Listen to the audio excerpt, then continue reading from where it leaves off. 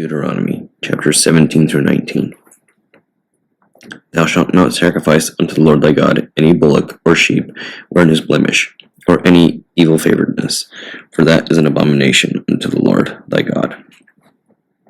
If there be found among you within any of the gates which the Lord thy God giveth thee, man or woman, that hath wrought wickedness in the sight of the Lord thy God, in transgressing his covenant, and hath gone and served other gods, and worshipped them, either the sun or moon, or any of the host of heaven, which I have not commanded. And it be told thee, and thou hast heard of it, and inquired diligently, and behold, it be true, that the thing certain, that such an abomination is wrought in Israel, then thou shalt bring forth the man or that woman, which have committed the wicked thing, unto thy gates, even that man or that woman, and shalt stone them with stones till they die. At the mouth of 2 witnesses or 3 witnesses shall he that is worthy of death be put to death. But the mouth of 1 witness he shall not be put to death. The hands of the witnesses shall be first upon him to put him to death, and afterward the hands of all the people. So thou shalt put the evil away from among you. If there arise a matter too hard for thee in judgment, between blood and blood, between plea and plea, between stroke and stroke, be matters of controversy within thy gates, then shalt thou arise, and get thee up into the place which the Lord thy God shall choose. And thou shalt come unto the priests the Levites, and unto the judge that shall be in those days, and inquire, and they shall show thee the sentence of judgment. And thou shalt do according to the sentence which they of that place which the Lord shall choose shall show thee. And thou shalt observe to do according to all that they inform thee, according to the sentence of the law which they shall teach thee, and according to the judgment which they shall tell thee, thou shalt do. Thou shalt not decline from the sentence which they shall show thee, to the right hand nor to the left. And the man that will do presumptuously, and will not hearken unto the priest that standeth to minister there before the Lord thy God, or unto the judge, even that man shall die, and shall put away the evil from Israel. And all the people shall hear and fear, and do no more presumptuously. When thou art come unto the land which the Lord thy God giveth thee, and shalt possess it, and shalt dwell therein, and shalt say, I will set a king over me, like as all the nations that are about me. Thou shalt set in any wise set him king over thee, whom the Lord thy God shall choose. One from among thy brethren shalt thou set king over thee. Thou mayest not set a stranger over thee, which is not thy brother. But he shall not multiply horses to himself, nor cause the people to return to Egypt, to the end that he should multiply horses. For as much as the Lord hath said unto you, ye shall henceforth return no more that way. Neither shall he multiply wise to himself, that his heart turn not away. Neither shall he greatly multiply to himself silver and gold. And it shall be, when he sitteth upon the throne of his kingdom, that he shall write him a copy of this law in a book out of that which is before the priests the Levites. And it shall be with him, and he shall read therein all the days of his life, that he may learn to fear the Lord his God, to keep all the words of this law and these statutes to do them. That his heart be not lifted up above his brethren, and that he turn not aside from the commandment, to do the right hand or to the left, to the end that he may prolong his days in his kingdom, he and his children, in the midst of Israel. The priests, the Levites, and all the tribe of Levi, shall have no part nor inheritance with Israel. They shall eat the offerings of the Lord made by fire, and his inheritance. Therefore shall they have no inheritance among their brethren. The Lord is their inheritance, as he has said unto them. And it shall be the priest's due from the people, for them that offer a sacrifice, whether it be ox or sheep, that they shall give unto the priest the shoulder, and the 2 cheeks, and the maw. The first fruit also of thy corn, of thy wine, and of thine oil, and the first of the fleece of the sheep, shalt thou give them. For the Lord thy God hath chosen him out of all thy tribes, to stand to minister in the name of the Lord, him and his sons forever. And if a Levite come from any of thy gates out of all Israel, where he sojourned, and come with all the desire of his mind unto the place which the Lord shall choose, then he shall minister in the name of the Lord his God, as all his brethren Levites do, which stand before the Lord. They shall have like portions to eat, beside that which cometh to the sale of his patrimony. When thou art come into the land which the Lord thy God giveth thee, thou shalt not learn to do after the abominations of those nations. There shall not be found among you any one that maketh his son or his daughter to pass through the fire, or that useth divination, or observer of times, or an enchanter, or a witch, or a charmer, or a consulter with familiar spirits, or a wizard, or a necromancer. For all that do these things are an abomination unto the Lord. Because of these abominations the Lord thy God doth drive them out from before thee. Thou shalt be perfect with the Lord thy God. For these nations which thou shalt possess hearkened unto observers of times, and unto diviners. But as for thee, the Lord thy God hath not suffered thee to do so. Lord thy God will raise up unto thee a prophet from the midst of thee, of thy brethren, like unto me. Unto him ye shall hearken, according to all that thou desirest of the Lord thy God in Horeb in the day of the assembly, saying, Let me not hear again the voice of the Lord my God, neither let me see this great fire any more, that I die not. And the Lord said unto me, They have well spoken that which they have spoken. I will raise them up a prophet from among their brethren, like unto thee, and will put my words in his mouth, and he shall speak unto them all that I shall command him. And it shall come to pass, that whosoever will not hearken unto my words, which he shall speak in my name, I will require of him. But the prophet, which shall presume to speak a word in my name, which I have not commanded him to speak, or that shall speak in the name of their gods, even that prophet shall die. If thou say in thine heart, How shall we know the word which the Lord hath not spoken? When a prophet speaketh in the name of the Lord, if the thing follow not, nor come to pass, that is the thing which the Lord hath not spoken. But the prophet hath spoken it presumptuously. Thou shalt not be afraid of him. When the Lord thy God hath cut off the nations, whose land the Lord thy God giveth thee, and thou succeedest him, and dwellest in their cities and in their houses, thou shalt separate 3 cities for thee in the midst of thy land, which the Lord thy God giveth thee to possess it. Thou shalt prepare thee a way, and divide the coast of thy land, which the Lord thy God giveth thee to inherit, into 3 parts, that every slayer may flee thither. This is the case of the slayer, which shall flee thither, that he may live. Whoso killeth his neighbor ignorantly, whom he hated not in time past, as when a man goeth into the wood with his neighbor to hew wood, and his hand fetcheth a stroke with an axe to cut down the tree, and the head slippeth from the helve, and lighteth upon his neighbor, that he die, he shall flee unto one of those cities, and live. Lest the avenger of the blood pursue the slayer, while his heart is hot, and overtake him, because the way is long, and slay him, whereas he was not worthy of death, inasmuch as he hated him not in time past. Wherefore, I command thee, saying, Thou shalt separate 3 cities for thee. And if the Lord thy God enlarge thy coast, as he hath sworn unto thy fathers, and give thee all the land which he promised to give unto thy fathers, if thou shalt keep all these commandments to do them, which I command thee this day, to love the Lord thy God, and to walk ever in his ways, then shalt thou add 3 cities more for thee, beside these 3. And that innocent blood be not shed in thy land, which the Lord thy God giveth thee for an inheritance, and so blood be upon thee.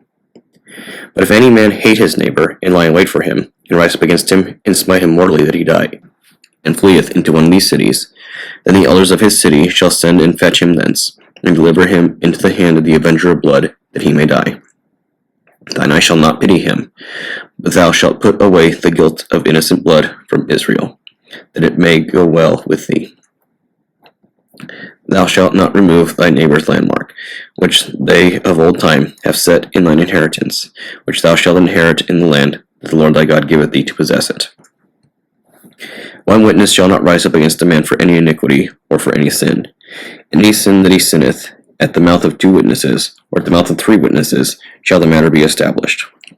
If a false witness rise up against any man to testify against him that which is wrong, then both the men, between whom the controversy is, shall stand before the Lord, before the priests and the judges, which shall be in those days. And the judges shall make diligent inquisition. And behold, if the witness be a false witness, and have testified falsely against his brother, then shall ye do unto him as he had thought to have done unto his brother. So shalt thou put the evil away from among you. And those which remain shall hear and fear, and shall henceforth commit no more any such evil among you. And thine eye shall not pity, but life shall go for life, eye for eye, tooth for tooth, hand for hand, foot for foot. Psalm 68, to the chief musician, a psalm or song of David. Let God arise, let his enemies be scattered, let them also that hate him flee from before him. As smoke is driven away, so drive them away, as wax melteth before the fire. So let the wicked perish in the presence of God. But let the righteous be glad, let them rejoice before God. Yea, let them exceedingly rejoice. Sing unto God, sing praises to his name. Extol him that rideth upon the heavens by his name Jah, and rejoice before him. The father of the fatherless, and a judge of the widows, is God in his holy habitation. God setteth the solitary in families. He bringeth out those which are bound with chains, but the rebellious dwell in a dry land. O God, when thou wentest forth before thy people, when thou didst march through the wilderness, Selah. The earth shook, the heavens also dropped at the presence of God. Even Sinai itself was moved at the presence of God, the God of Israel. Thou, O God, didst send a plentiful rain, whereby thou didst confirm thine inheritance, when it was weary. Thy congregation hath dwelt therein. Thou, O God, hast prepared of thy goodness for the poor. The Lord gave the word. Great was the company of those that published it. Kings of armies did flee apace, and she that tarried at home divided the spoil. Though ye have line among the pots, yet she shall be as the wings of a dove covered with silver, and her feathers with yellow gold.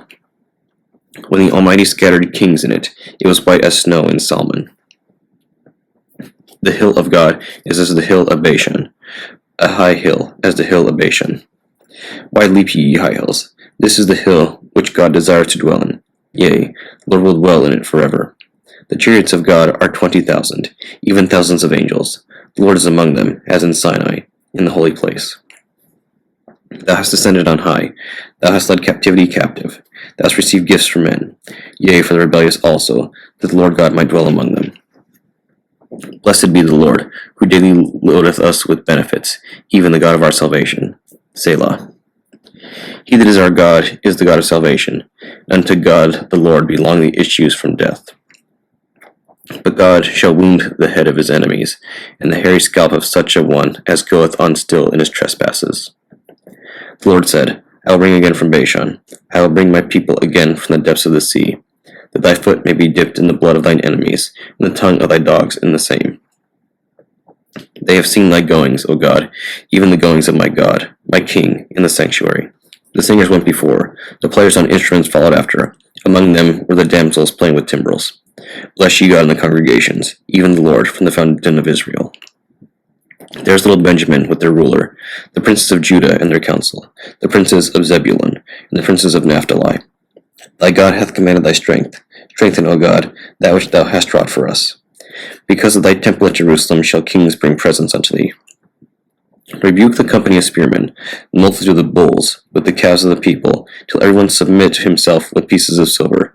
Scatter thou the people that delight in war. Princes shall come out of Egypt. Ethiopia shall soon stretch out her hands unto God. Sing unto God, ye kingdoms of the earth. O sing praises unto the Lord. Selah. To him that rideth upon the heaven of heavens, which were of old, lo, he doth send out his voice, and that a mighty voice. Ascribe ye strength unto God. His excellency is over Israel, and his strength is in the clouds. O God, thou art terrible out of thy holy places. The God of Israel is he that giveth strength and power unto his people. Blessed be God. Proverbs chapter 12, verses 16 through 20.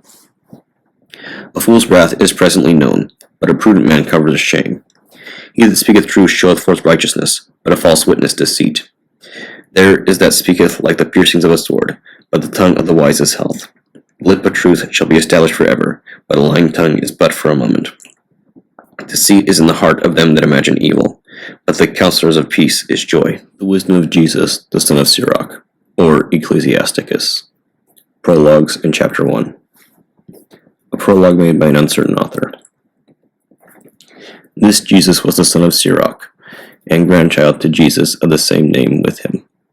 This man therefore lived in the latter times, after the people had been led away captive and called home again, and almost after all the prophets. Now his grandfather Jesus, as he himself witnesseth, was a man of great diligence and wisdom among the Hebrews, who did not only gather the grave and short sentences of wise men that had been before him, but himself also uttered some of his own, full of much understanding and wisdom. When, as therefore, the first Jesus died, leaving this book almost perfected, Sirach, his son, receiving it after him, left it to his own son Jesus, who, having gotten it into his hands, compiled it all orderly into one volume, and called it Wisdom, intitling it both by his own name, his father's name, and his grandfather's, alluring the hearer by the very name of Wisdom to have a greater love to study of this book. It containeth therefore wise sayings, dark sentences, and parables, and certain particular ancient godly stories of men that pleased God, also his prayer and song. Moreover, what benefits God had vouchsafed his people, and what plagues he had heaped upon their enemies. This Jesus did imitate Solomon, and was no less famous for wisdom and learning, both being indeed a man of great learning, and so reputed also. The prologue of the wisdom of Jesus, the son of Sirach. Whereas many and great things have been delivered unto us by the law and the prophets, and by others that have followed their steps, for which things Israel ought to be commended for learning and wisdom, and whereof not only the readers must needs become skillful themselves, but also they that desire to learn be able to profit them which are without, both by speaking and writing.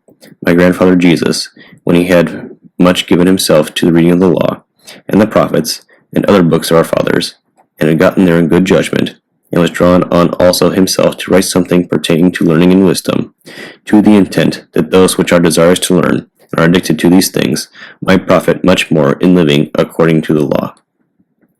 Wherefore, let me entreat you to read it with favor and attention, and to pardon us, wherein we may seem to come short of some words, which we have labored to interpret. For the same things uttered in Hebrew, and translated into another tongue, had not the same force in them. And not only these things, but the law itself, and the prophets, and the rest of the books, have no small difference, when they are spoken in their own language. For in the 38th year coming into Egypt, when Euergetes was king, and continuing there some time, I found a book of no small learning. Therefore, I thought it most necessary for me to bestow some diligence, and travail to interpret it, using great watchfulness and skill in that space, to bring the book to an end, and set it forth for them also, which in a strange country are willing to learn, being prepared before in manners to live after the law. Chapter 1. All wisdom cometh from the Lord, and is with him forever. Who can number the sand of the sea, and the drops of rain, and the days of eternity? Who can find out the height of heaven, and the breadth of the earth, and the deep in wisdom? Wisdom hath been created before all things, and the understanding of prudence from everlasting.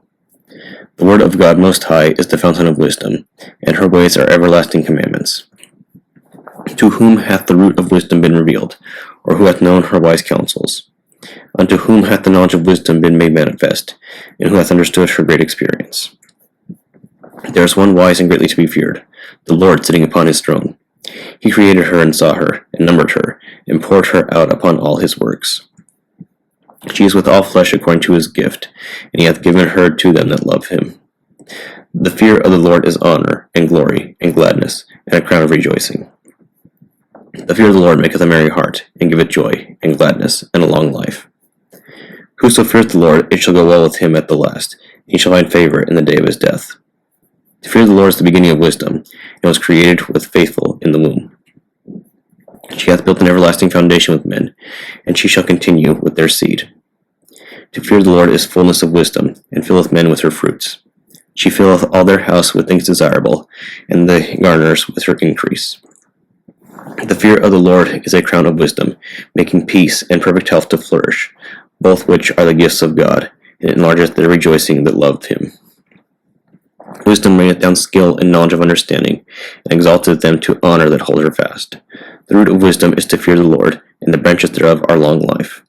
The fear of the Lord driveth away sins, and where it is present it turneth away wrath. A furious man cannot be justified, for the sway of his fury shall be his destruction. A patient man will bear for a time, and afterward joy shall spring up unto him. He will hide his words for a time, and the lips of many shall declare his wisdom. The parables of knowledge are in the treasures of wisdom, but godliness is an abomination to a sinner. If thou desire wisdom, keep the commandments, and the Lord shall give her unto thee. For the fear of the Lord is wisdom and instruction, and faith and meekness are his delight. Distrust not the fear of the Lord when thou art poor, and come not unto him with a double heart. Be not a hypocrite in the sight of men, and take good heed what thou speakest. Exalt not thyself, lest thou fall, and bring dishonor upon thy soul, and so God discover thy secrets, and cast thee down in the midst of the congregation, because thou camest not in truth to the fear of the Lord, but thy heart is full of deceit.